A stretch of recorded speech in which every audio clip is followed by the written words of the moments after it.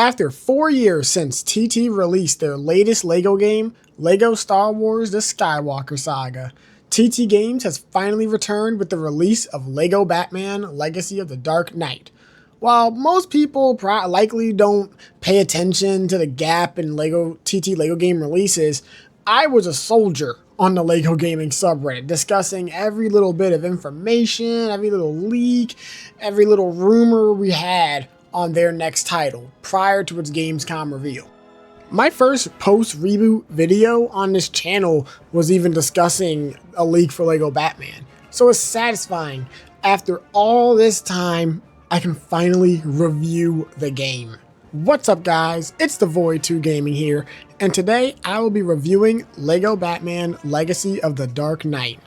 To lay down some groundwork, I'm going to discuss my pros, cons, how LEGO the game is, and where TT improved from the Skywalker Saga.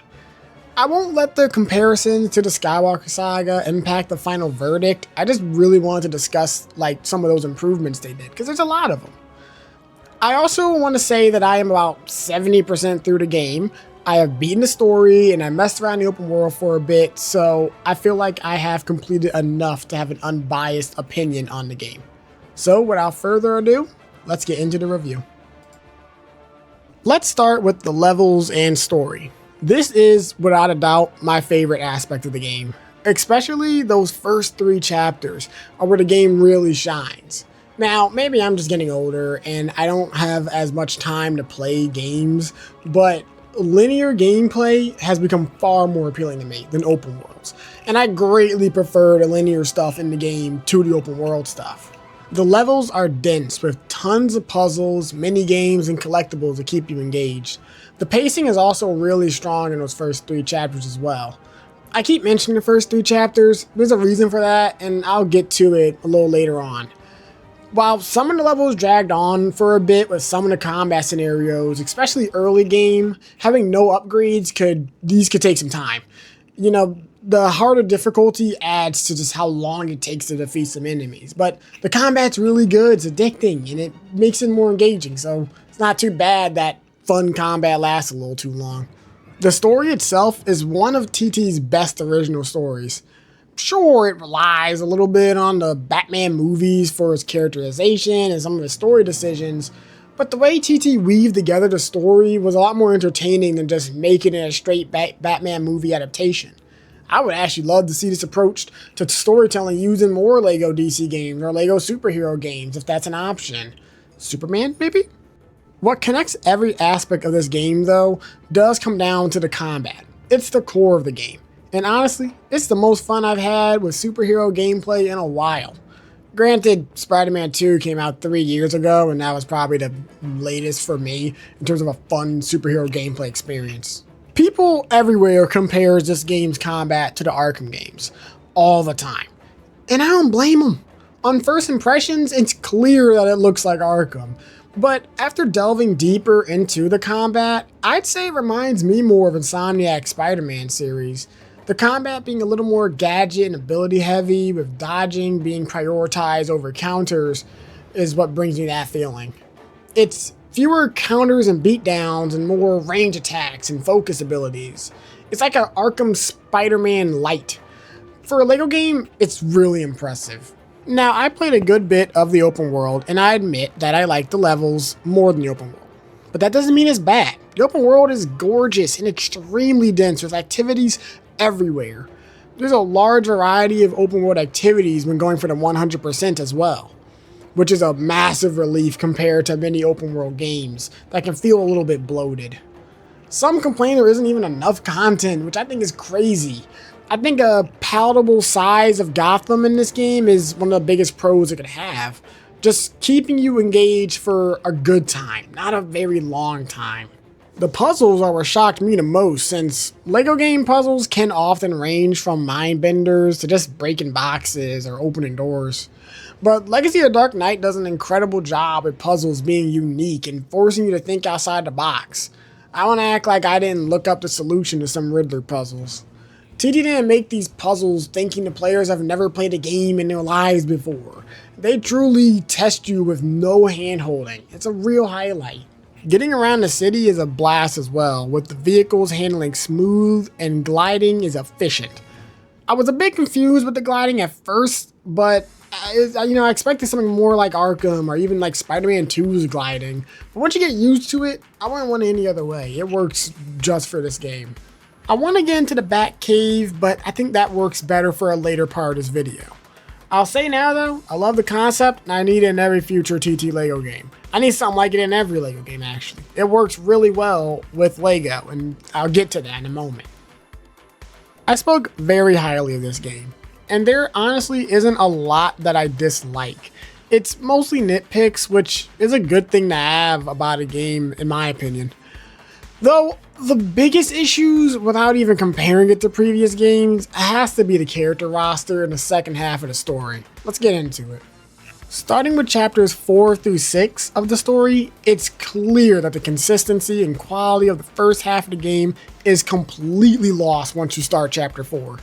These chapters are notably shorter than the first 3 and lack a large number of levels, which is my favorite part of the game. Chapter 5 and 6 combined have only 3 levels, and only one of those levels actually has collectibles. There are 3 to 4 major levels in the first 3 chapters. Each chapter has 3 or maybe 4 of them, but only 1 to 2 levels in chapter 4 through 6. TT rushed the second half, it's clear, which sucks because of a stellar first half. The levels were incredible in chapter 4 through 6. It's just, I wish we had more. I wish they weren't so quick and, in and out, no real heavy collectible usage. Onto the character roster. The characters aren't all that exciting this time around. I think the characters out of Batman don't feel that great in combat either. Their abilities can feel very technical, like Talia's teleport or Batgirl's drone. I never find myself using their abilities and just switch to Batman as he feels more made for combat. Their abilities are fine for puzzles, but they don't click in combat to me. They also made some odd choices with who's playable and how they are implemented. Starting with Talia, why is she here? She barely plays a role in the story. She appears on only 2 levels post-prologue. You can't even play as her in the prologue in single player. She's like 100% designed for co-op. So how did she make the cut for the final roster? Characters like Alfred and Lucius Fox are temporary characters popping up for just very specific moments of the story. So why not just treat them like that? Treat her like that. I'm just confused by her inclusion, given that TT didn't do anything with her. The other problem characters are Robin and Nightwing. I don't have a problem with them being playable, as they are fun to play and they are a highlight of the story. My problem is how Robin becomes obsolete in gameplay after Nightwing is introduced. You see, Robin and Nightwing have the exact same abilities and even similar upgrades. The only difference is that Nightwing's abilities are better since they can shock enemies and generate electricity for puzzles. But there's nothing that he can't do that Robin also can do. Like nothing Robin can do that Nightwing can't. There's no reason to play as Robin in gameplay. Like you never are required. You can only play him if you just want to at this point. I don't see why TT went for a smaller roster of characters and touting that they did this to make them more unique. Just to copy and paste a character but make him electric. It's contradictory. I feel like none of the characters are really that much more unique than what we've gotten in previous LEGO games. Okay, wait, I'm getting a little bit ahead of myself. I'll probably save this for the next topic, but they could have done more. Legacy of the Dark Knight feels like a genuine apology for some of the many issues of the Skywalker saga. If you know me from the LEGO Games subreddit, you know how much I criticize the Skywalker saga. I mean, listen, it had an amazing foundation to build on. Great stuff, great concepts, but just an awful execution. It just disappointed me a lot. So TT made a lot of choices with Legacy of the Dark Knight to improve on their mistakes from the Skywalker saga, and I cannot be happier. Let's start with areas of the Skywalker saga I had issues with. The Skywalker saga had a lot of levels, but many were entirely too short, reaching 2 to 5 minutes for levels, and mostly were vehicle levels or overly repetitive boss fights, which are just lightsaber duels. Their priority was the open world with this game, and that's clear, but even that wasn't great, given the massive bloat of content where varied activities were few and far between, resulting in extremely high levels of repetition. Combat was great in the game. It was a really interesting system they made, very DMC-like. It's just a shame that TT did not design the rest of the game to accommodate it.